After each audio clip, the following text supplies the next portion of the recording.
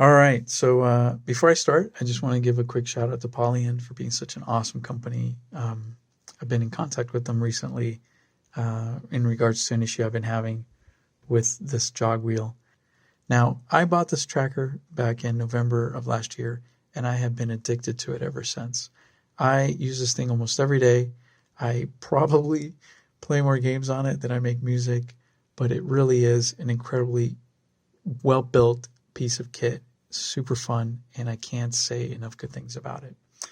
That being said, back to what I was saying before, this jog wheel, it's got some issues. So the jog wheel itself, built great, but the tracking on it is not as consistent as it used to be. And I'll kind of go into the sample editor so you can see what I'm talking about.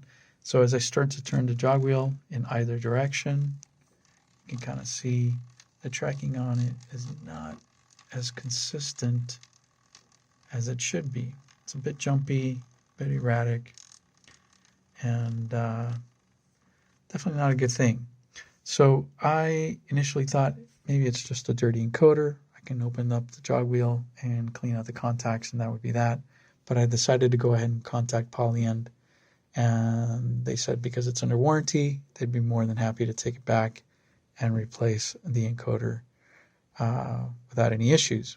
Having to ship this thing out long distances and being away from it for long periods of time gave me a bit of a panic attack, so I decided to just go ahead and do the work myself. I'm pretty handy with soldering iron, so I went online and I found the part that I need, which is this encoder right here. Now this is from a website called Mouser Electronics.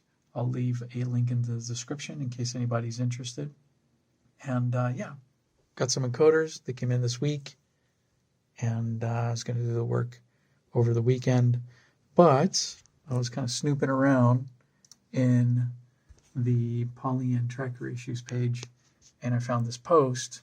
And sure enough, as I was scrolling down, some gentleman named Kressh figured out a solution to the problem, which is just exactly what I initially thought the issue was. Looks like it's just a dirty encoder.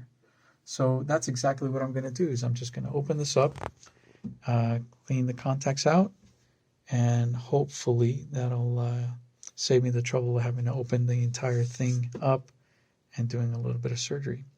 So I'm going to go ahead and stop now, and when I come back, I'll have everything ready to go. All right, so if you're following along and you're going to do this fix, you're going to need a couple of things.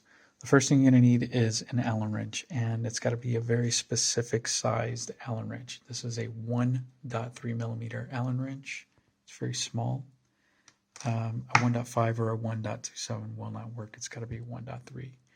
You're going to need a couple of cotton swabs, some rubbing alcohol, and a flathead screwdriver. And we're going to use this flathead to pry open the prongs that are holding the encoder in place. And by the way, you're going to use this Allen wrench to open it up right in there. And we're going to use that to loosen up the nut that's holding the jog wheel in place. So I'm going to go ahead and do that now. And when it's open, I'll come right back. All right, so the jog wheel is off. And this is what it looks like. There's the encoder. By the way, this is the small hex nut that holds the jog wheel in place. So when you're unscrewing it, just be very mindful and careful not to lose this. And now what we're going to do is we're going to pry open the prongs there and pull out the encoder. I'll do that here in just a second. Be right back. All right, so the encoder's out. There are the prongs that you need to pry to the side in order to release it. And here's the encoder. And you want to be careful with this. There is a small ball bearing. I don't know if you can see that, located right there. You want to make sure you keep that in place. And what we're going to do now is we're going to clean out the surface here and right in there with the cotton swabs.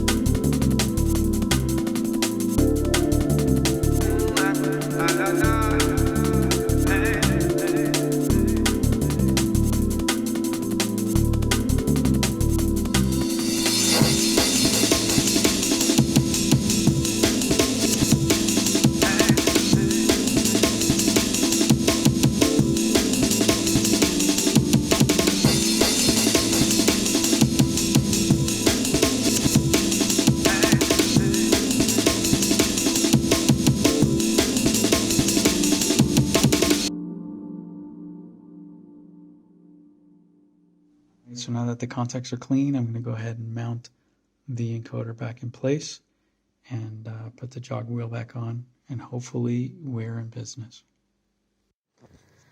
All right, moment of truth. Let's go ahead and turn on the unit.